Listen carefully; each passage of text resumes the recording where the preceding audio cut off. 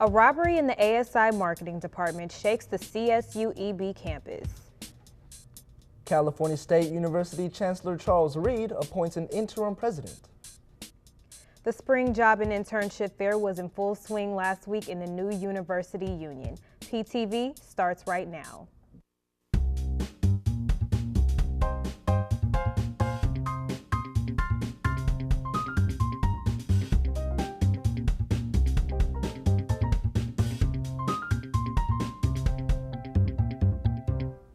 Hello and welcome back to Pioneer Web TV News. I'm Raina Fields. And I'm Chris Bermudez. And today we will continue our coverage of events and issues that affect our East Bay campus this spring quarter 2011. Former San Francisco State Executive Vice President Leroy Morishita will take over as interim president with the departure of former President Mohammed Kayumi.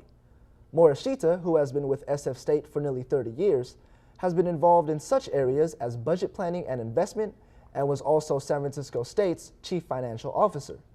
In a statement, Morishita said, quote, "I am honored to have been selected to assume the leadership of East Bay and look forward to working closely with faculty, staff, and students as we move forward. I have a great appreciation for the opportunities East Bay has to offer, and I am excited about the possibilities for its future." End quote. On Saturday, April 16th, the ASI marketing department was burglarized. Looters stole everything from computers and cameras to lights and hard drives. Outside of the marketing department, glass was broken to infiltrate the campus's properties. ASI employees gave their reactions to the heinous crime.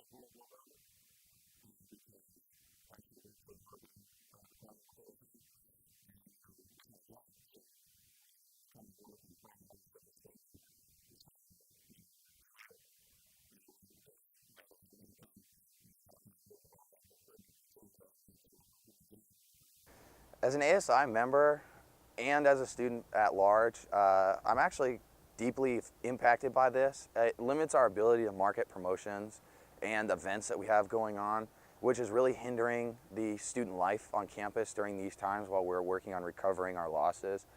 It really shuts down our marketing department and cripples us from, helping out the student body be alert and aware of what's going on around us.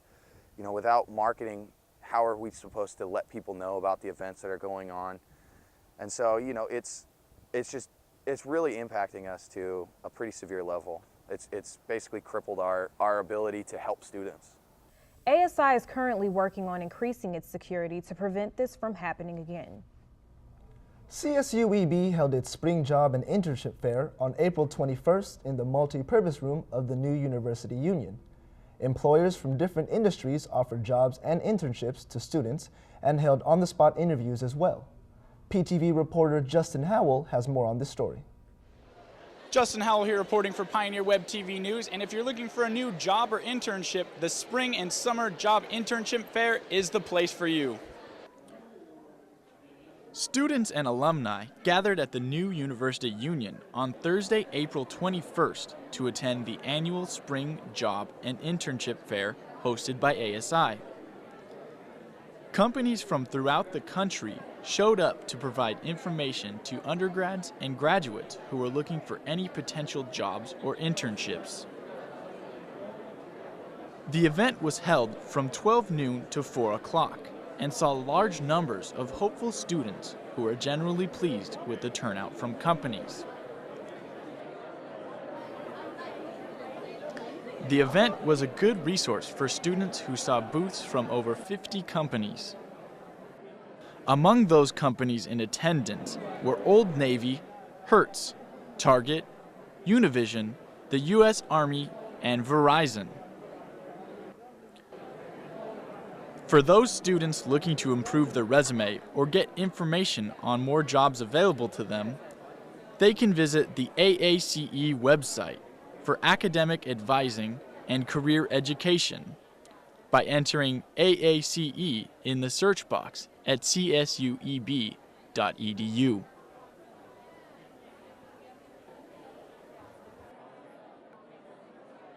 Well, for those of you who missed the spring job and internship fair, we should have another one coming up in the fall months. For Pioneer Web TV News, I'm Justin Howell. Thank you, Justin. Students in search of an internship, part-time job, or full-time career were able to meet with all types of organizations. Those who attended the job fair certainly left with valuable information to help get their foot into the work world. Seven Deadly Sins, another CSUEB Department of Theater and Dance production, will hit the stage this coming May. In a story of two sisters who travel across America to earn money for their dream house, directors Mark Jacobs and Eric Coopers bring this classic to the East Bay campus. PTV's Yifan Wu has the details. The Cal State East Bay Theater Department will perform a production of The Seven Deadly Sins at the University Theater in May. The Seven Deadly Sins was the last collaboration between composers Kurt Weill and Bertolt Brecht, and is considered one of the classics of the musical stage. This musical satire is directed by Eric Coopers, with musical direction by Buddy James. Music by Kurt Weill spices up this ballet cantata with foxtrots, jazz, and waltzes in an unforgettable score. Tonight we did some improvisational exercises and then began work on a new section, which I didn't really know what it was going to be at first, but now it turns out I think it's going to be the Pride section of Seven Deadly Sins. And we got a good chunk of the way through it as a sketch. It might be that we have to change everything we did as we get closer, or a lot of what we did when we get closer to the show, but what I'm doing with this piece is just making sketches of every section. And then from there, hopefully, most of it will work. I'm really interested to see the solos, the individual solos that Eric's helping getting guest choreographers to choreograph on. Are you interested in Eric's idea, like choreography? I think it is so wild. I feel like the way Eric, let's just say the way Eric choreographed his dance is somewhat like the way I dress. It really doesn't make sense when you see it individually, but even his perfection come in the fact that it doesn't make sense. You know, so he forces you to think outside of your box. I feel like when I do good choreography, or choreography that really works, it's because I got out of the way and something more truthful came through. When it's not as good as when I feel like I don't listen well enough or something. The Seven Deadly Sins premieres at the University Theater on May 6th at 8 p.m., followed by additional performances on May 7th at 8 p.m. and May 8th at 2 p.m. For more information, go to the California State University East Bay Theater and Dance Department website.